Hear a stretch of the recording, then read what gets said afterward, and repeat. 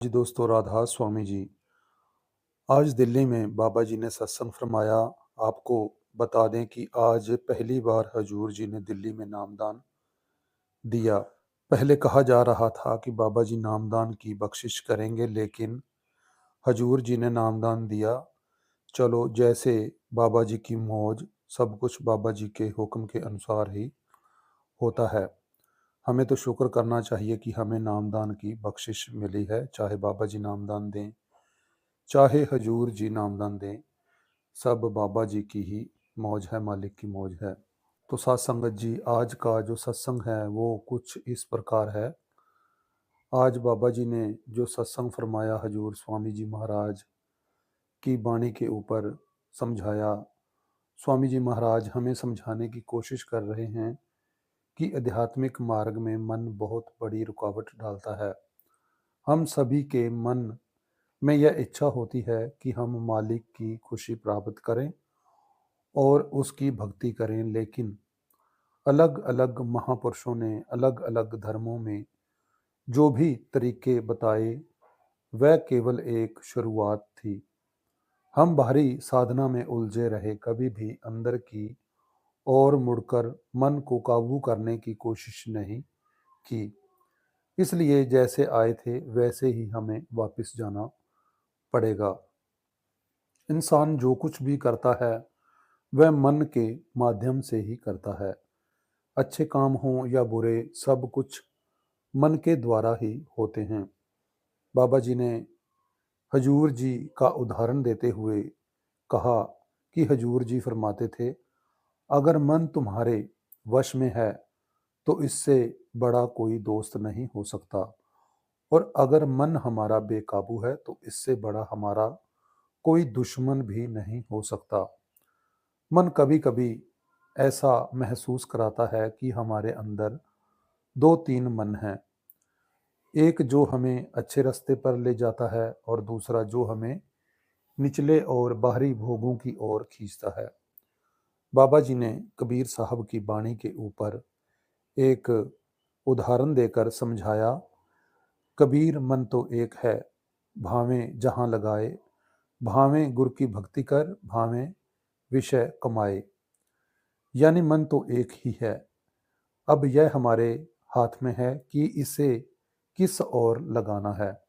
अगर हमने इसे अच्छे मार्ग पर लगा दिया तो यह हमें सही दिशा में ले जाएगा, लेकिन अगर हम इसके अधीन हो जाएंगे तो पूरी जिंदगी मन की गुलामी में ही कट जाएगी।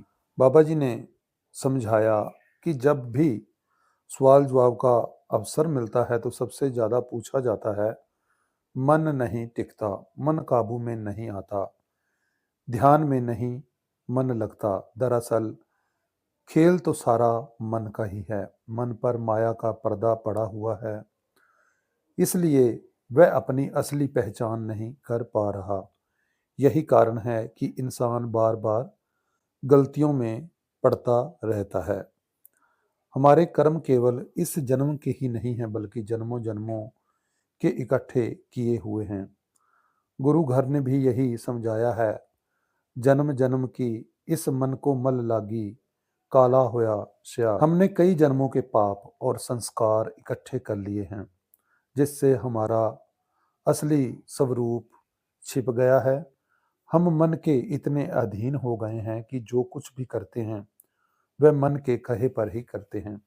यहाँ तक कि जब हम मालिक से कुछ मांगते हैं तो भी वह मन की इच्छाओं के अनुसार ही होता है, जबकि असली जो पूरा करने वाला है हमारी सारी इच्छाओं को, वो कुल मालिक ही है।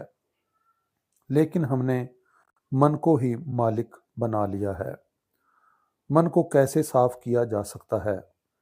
जिस तरह घर में कोई बर्तन गंदा हो जाता है और हम उसे साफ ना करें तो धीरे धीरे इतनी गंदगी जम जाती है कि उसकी असल जो चमक दिखाई देती है वो दिखाई देना बंद कर देती है। फिर कोई हमें समझाता है कि यह बर्तन गंदा हो गया है, इसे साफ करो वरना बीमारी होगी। जब हम उसी बर्तन को घिसना शुरू कर देते हैं तो धीरे धीरे एक परत उतरती है, फिर दूसरी, फिर तीसरी, और तब कहीं जाकर उसकी जो असली चमक होती है वो वापस आ जाती है। इसी तरह गुरु घर ने समझाया कि मन तू ज्योत स्वरूप है, अपना मूल पहचान। जो गंदगी हमने इकट्ठी की है वह हमारी असली पहचान नहीं है। असली पहचान तो आत्मा की रोशनी है। साफ करने का तरीका गुरु साहब हमें समझाते हैं। बिन गुरु शब्दे मन नहीं ठहरे। मन की सफाई साधारण तरीके से नहीं हो सकती, क्योंकि यह जन्मों जन्मों की गंदगी है। बाहरी तीर्थ स्थान से यह नहीं धुलेगी, बल्कि नाम और शब्द के रंग में रंगने से ही यह साफ होगी। ज्ञान और अनुभव का अंतर।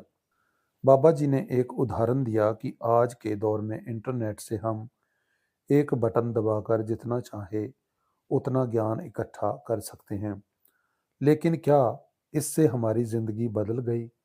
जब तक ज्ञान को अमल में नहीं लाएंगे तब तक वह सिर्फ शब्द ही रहेगा। जैसे रावण वेदों और शास्त्रों का महान ज्ञानी था, लेकिन क्या वह अपनी आत्मा को बचा सका? इसी तरह बुल्ले शाह जी का भी एक उदाहरण दिया गया। बुल्ले शाह जी बहुत बड़े विद्वान थे, लेकिन जब उन्होंने आध्यात्मिकता की खोज की तो गुरु शाह इनायत से मिलने गए। जब उन्होंने पूछा रब कहाँ मिलेगा तो गुरु ने बड़ी सरलता से कहा, बुल्लिया रब दा की पाना, इधरों पुटना ते उधर लाना। यानी रब को पाने के लिए अहंकार को हटाना पड़ेगा। जो ख्याल दिन रात हमारी मैं मेरी में लगा हुआ है उसे हटाकर मालिक की तरफ लगाना पड़ेगा। बाबा जी ने समझाया कि गुरु हमेशा सच्चे शिष्य की पहचान करता है। बुल्ले शाह जी की परीक्षा तब हुई जब उनके घर शादी थी और उन्होंने अपने गुरु को बुलाया, निमंत्रण दिया।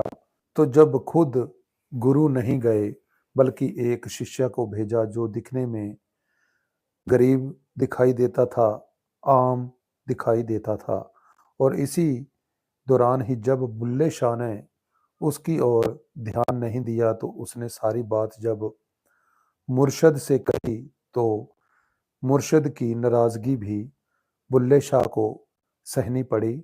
और बाद में जो कुछ भी हुआ हम सब सुनते आ रहे हैं कि कैसे बुल्ले शाह जी ने फिर अपने गुरु को मनाने के लिए कैसी बिरहा में आकर गुरु को मनाने के लिए नाचे।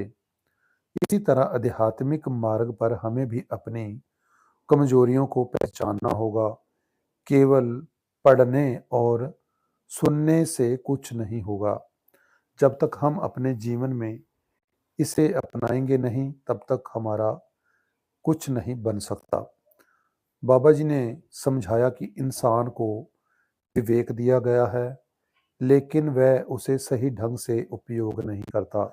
हम सही और गलत पहचान सकते हैं, लेकिन हम अमल नहीं करते। इसलिए धीरे धीरे दुनिया के प्रभाव इतने हावी हो जाते हैं कि हम अपनी असली पहचान को भूल जाते हैं।